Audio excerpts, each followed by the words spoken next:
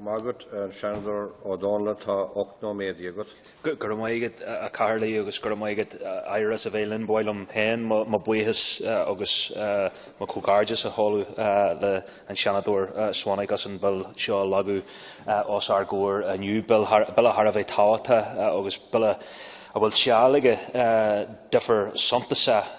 Jarfa a Yanu Neil Wine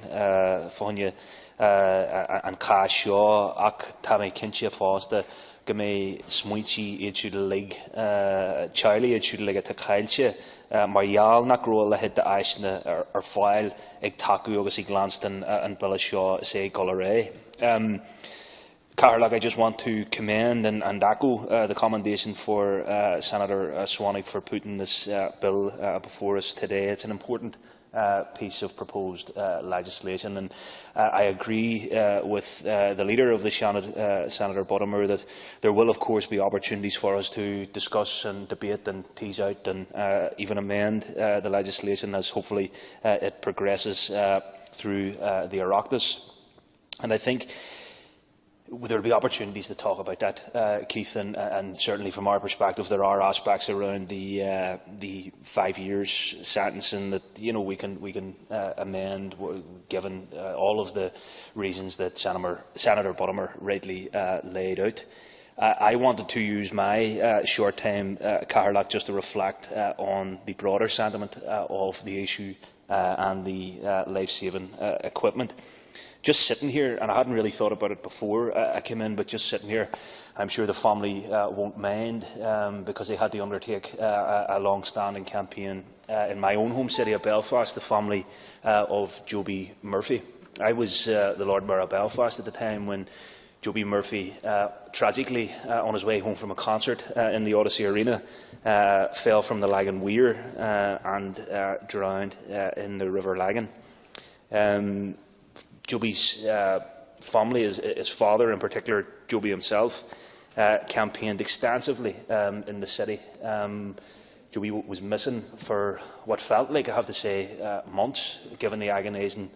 wait for his family, for his body to be recovered from the Lagan. And the family undertook a campaign in the city and more broadly, in the immediate aftermath of that, to have life-saving equipment located around the Lagan Weir and more broadly around the river. And thinking about it there, I was just thinking that it's bad enough, given the tragic loss of Joby and what the agony that his family had to go through for his body to be recovered, that there wasn't necessarily the life-saving equipment there that could have made a difference, and we don't know if it would have or not, but it may have if circumstances were different. But could you imagine if there was, and you went to get a life ring to try and save someone in the river, and it was missing, or it was damaged, and you couldn't use it? I mean, it has already been said that, a piece of this equipment stolen is potentially a life stolen. A piece of this equipment damaged could be the difference between life and death for someone. So I do believe that there has to be legal repercussion for people who would deliberately, consciously, knowingly interfere with or vandalise or damage what are life-saving pieces of equipment. I reflected too, sitting here listening to the contributions so far, and Senator Swannig mentioned Cormac McAnallen and the loss of Cormac and the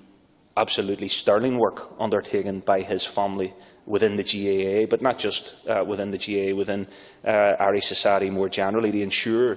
that we had access to defibs, to ensure that we were conscious and aware and awoken as a people to these health issues that sports people faced. And again, it struck me that, could you imagine the same scenario that I laid out in relation to Joby Murphy, that a GAA club that had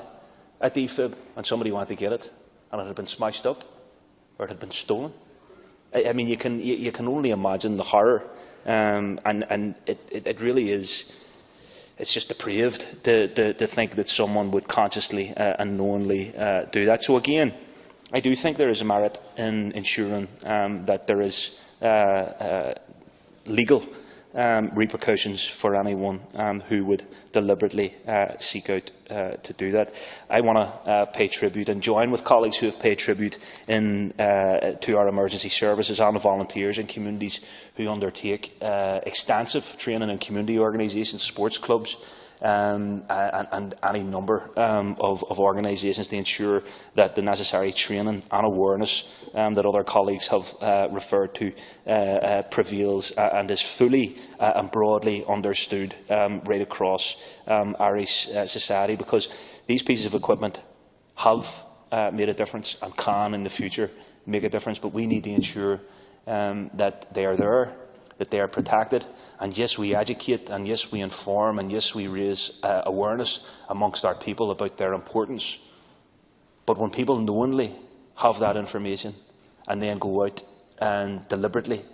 destroy or obstruct or vandalise these pieces of life-saving equipment, then I believe, my colleagues and our party believe, that they should face the necessary and appropriate legal repercussions.